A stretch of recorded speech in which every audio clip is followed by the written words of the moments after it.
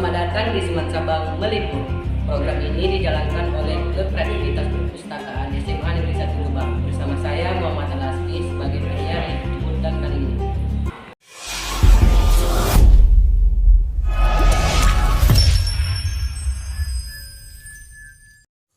Bahasa merupakan sesuatu yang digunakan manusia untuk berkomunikasi dengan manusia lainnya.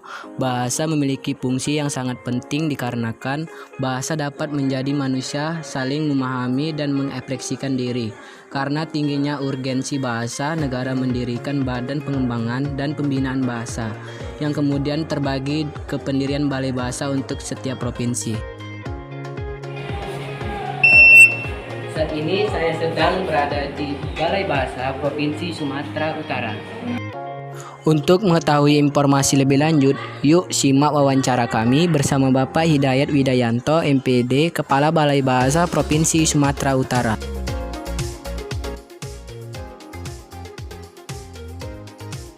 Selamat siang Bapak. Sebelumnya perkenalkan, nama saya Muhammad Al-Asfi dari SMA Negeri 1 Gebang. Izin wawancara ya Pak. Siap. Gimana Asmi?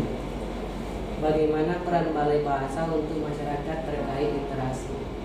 Badan Pengembangan dan Pembinaan Bahasa itu merupakan salah satu unit utama di Kementerian Pendidikan, Kebudayaan, Riset dan Teknologi yang menggawangi atau mengkoordinasi program literasi nasional. Kita tahu bersama bahwa indeks literasi kita memang belum tinggi, masih perlu ditingkatkan. Oleh karena itu, kami UPT, Unit Pelaksana Teknis dari Badan Pengembangan dan Pembinaan Bahasa, termasuk unit pelaksana yang mempunyai tugas untuk mengembangkan, meningkatkan literasi di masyarakat. Nah, bentuk-bentuk seperti apa literasi itu dikembangkan, kami mempunyai beberapa program, beberapa kegiatan yang berhubungan dengan literasi ini.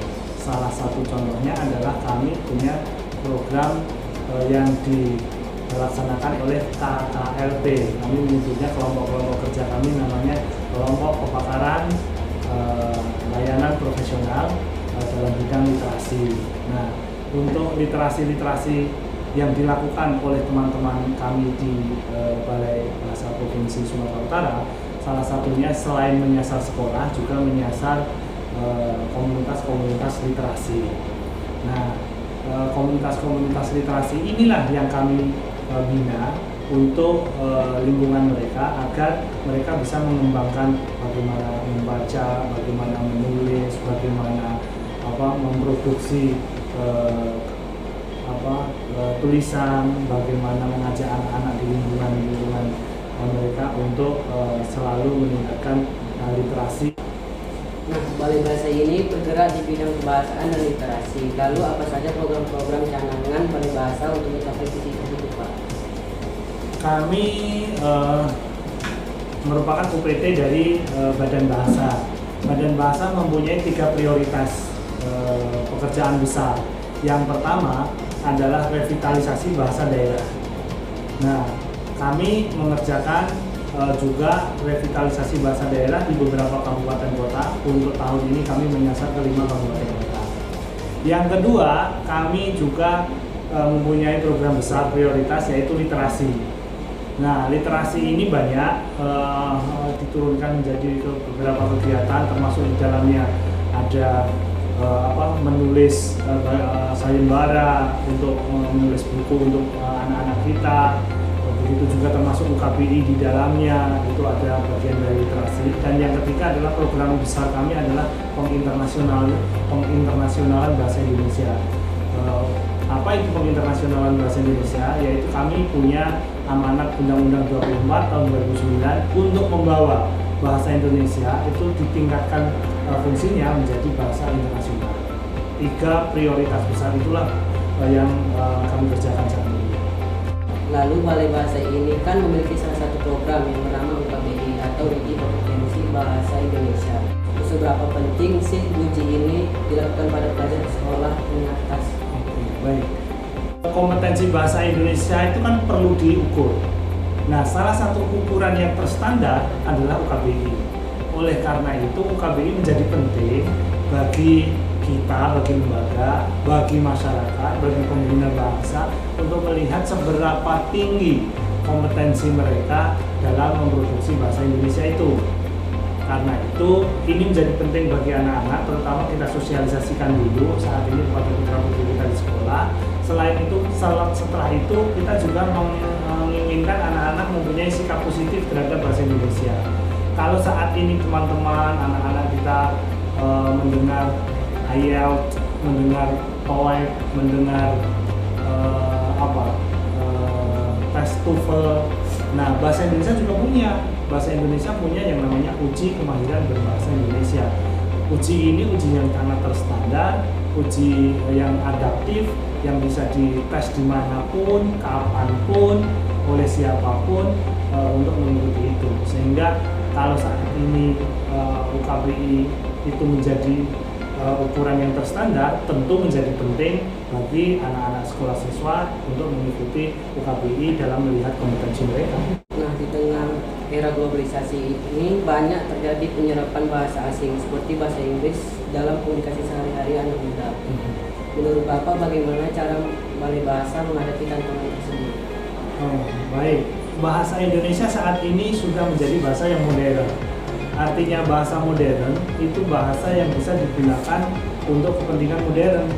Oleh karena itu tidak bisa kita hanya menutup diri tanpa mengambil, menyerap, mengadopsi dari bahasa lain. Kita ketahui bersama bahwa pengembangan bahasa Indonesia itu bisa melalui bahasa daerah, melalui bahasa asing, atau bahasa ini contohnya tadi bahasa Inggris. Oleh karena itu tidak apa-apa, bahasa Indonesia ini perlu kita kembangkan, perlu kita kuatkan untuk kepentingan modernisasi. Salah satunya dengan cara menyerap. Nah, untuk menyerap itu ada kaidah-kaidahnya, ada tata caranya. Oleh karena itu, marilah kita sama-sama kembangkan bahasa Indonesia ini, termasuk kalian anak-anak muda itu berhak untuk mengembangkan bahasa kalian ini. Ini bukan bahasa kami. Ini adalah bahasa semua orang Indonesia. Semua orang Indonesia berhak untuk mengembangkan bahasa itu. Salah satu contohnya apa? Bagaimana cara mengembangkannya? KBBI, Kamus Besar Bahasa Indonesia, itu bisa dikembangkan oleh siapapun. Kalian punya mungkin kosakata baru yang belum ada konsepnya dalam bahasa Indonesia. Silahkan kalian mendaftar di kbbi.kemdikbud.go.id. Di sana kalian bisa memberikan kontribusi. Oh, saya punya kata ini Pak yang perlu dikembangkan menjadi warga bahasa Indonesia. Silahkan masukkan di sana. Ini menjadi bagian kreativitas kalian.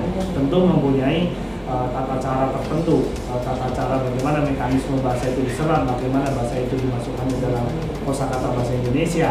Tetapi ini menjadi bagian yang terbuka bahwa bahasa ini perlu dikembangkan secara bersama oleh anak-anak muda seperti kalian.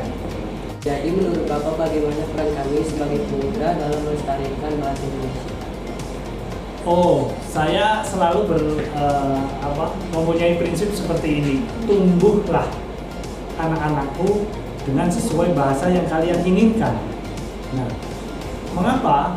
Karena apa? Bahasa ini kan melekat pada semua orang. Anak-anak berhak untuk menggunakan bahasa anak-anak. Anak muda berhak untuk menggunakan bahasa remaja. Bapak-bapak berhak untuk menggunakan bahasa bapak-bapak. Artinya apa? Sesuaikanlah bahasa itu dengan masa kalian, dengan tempat kalian, dengan situasi kalian. Jadi bahasa Indonesia itu adalah bahasa yang sangat fleksibel, tidak kaku. Kalau kalian memahami bahwa bahasa Indonesia adalah bahasa yang kaku, yang harus bahasa formal, ini salah. Gitu. Gunakanlah bahasa informal ya bahasa informal. Gunakanlah bahasa formal ya di tempat yang formal. Gitu. Oleh karena itu kami mendukung anak-anak untuk tetap menggunakan bahasanya sesuai dengan masanya, sesuai dengan usianya. Tetapi anak-anak juga mulai belajar bagaimana cara membedakan bahasa yang formal dan informal. Oleh karena itu, saya mengajak kepada anak-anakku untuk gunakanlah bahasa sesuai dengan keinginan kalian, sesuai dengan keperluan kalian, situasi konteks yang kalian inginkan. inilah yang ingin kami tekankan kepada anak-anak, bahwa bahasa Indonesia perlu kita kembangkan dengan cara anak-anak menggunakan bahasa sesuai dengan keinginannya, sesuai dengan kemauannya, sesuai dengan kebutuhannya. Gitu. Jadi anak-anak bagaimana caranya? Gunakanlah bahasa Indonesia sesuai dengan kebutuhannya. Kalau kalian harus menggunakan bahasa Indonesia versi Jakarta Selatan, gunakanlah versi Jakarta Selatan untuk teman-teman kalian. Jangan kami tidak membatasi itu. Tetapi kalau kalian ingin menulis laporan harus sesuai keformalan bahasa Indonesia itu, gunakanlah bahasa Indonesia itu sesuai dengan keformalannya. Itu jangan dicampur adukan dengan bahasa Jakarta Selatan atau informal. Oleh karena itu silahkan berbahasa sesuai dengan keinginan kalian, kesehatan kalian, kemauan kalian, tetapi sesuaikanlah dengan konteks, situasi, kondisi, kebutuhan, tempat, waktu, usia, dan sebagainya. Inilah unsur-unsur yang bisa membedakan kalian dalam menggunakan bahasa itu.